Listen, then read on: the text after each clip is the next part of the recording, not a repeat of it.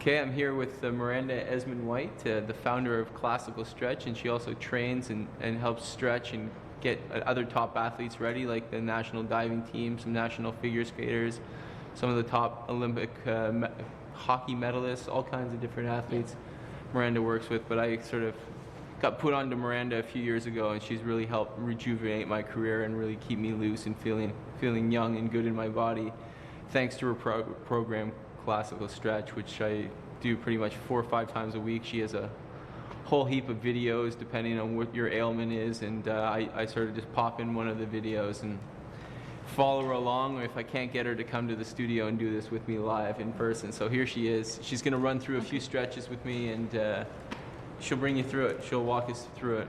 Okay, This so is her program. let's start with the bar, and if you don't have a bar, you've got a chair, a table, so put your foot up straight in front of you. Get the other foot parallel, both legs, both hips parallel to your bar, and drop it forward. Okay, so now you can lift your back heel, bend the knee you're standing on, and tuck your tailbone under. Now, as you force that tailbone to stay exactly, that hip to stay where it is, and slowly drop your heel down, and then try to stretch your knee pushing forward, and you're going to feel a wonderful stretching right through that psoas, right through the top of your hip. How's that? And this one here is perfect. It's ideal for squash. You use a lot of hip flexors on the lunge, and this is one of the ones that you can't avoid. I find it's the easiest one. It gets the deepest, as deep as you can possibly get into the hip flexor, and then you can also do it from all kinds of different angles, which will show you. Okay, so we're going to do it on another angle. You lift your heel up, turn out a bit, so you rotate the hip. So you're not going to get exactly on that psoas, you're going to get a different part of your hip. Bend the knee again, and again, tuck the butt under, tuck your bum under. Force the heel into the floor, so you're really digging into that hip region.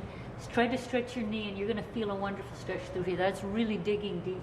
Be careful with your body. Go at your own pace. We started slow, right? And then you built into this. You didn't start doing it rough right away. To get the technique, it takes a while, but it's well worth it once you understand the concept of what we're trying to do here. Yeah, it really makes a big difference.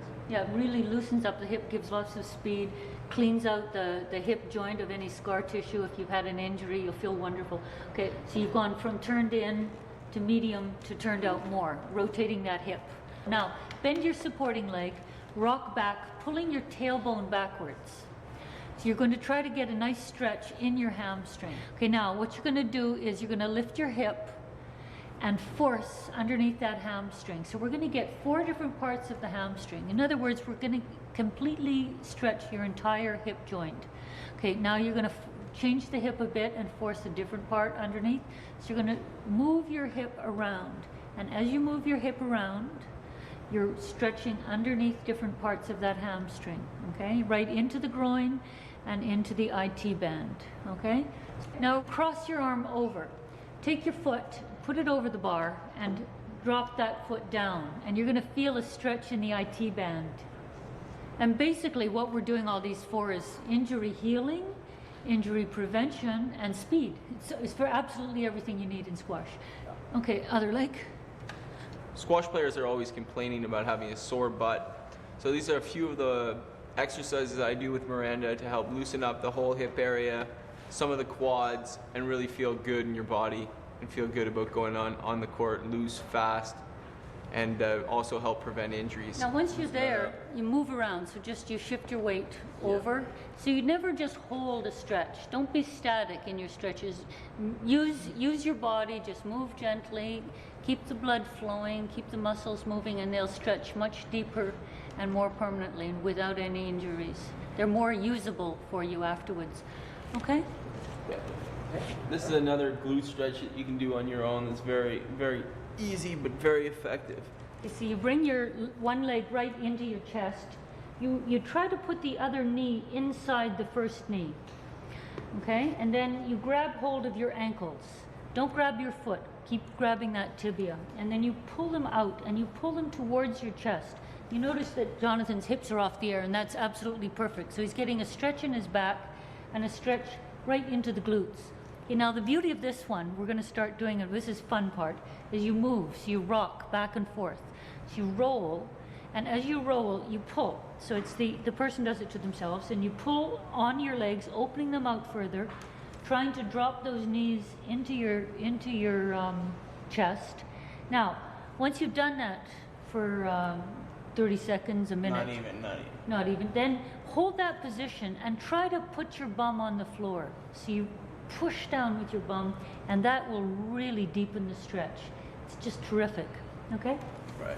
I'm gonna switch sides. It's very simple. Getting this leg over again and this one tucked into it. Yep. Grab your ankles. Grab the ankles. Trick to all these exercises is the moving.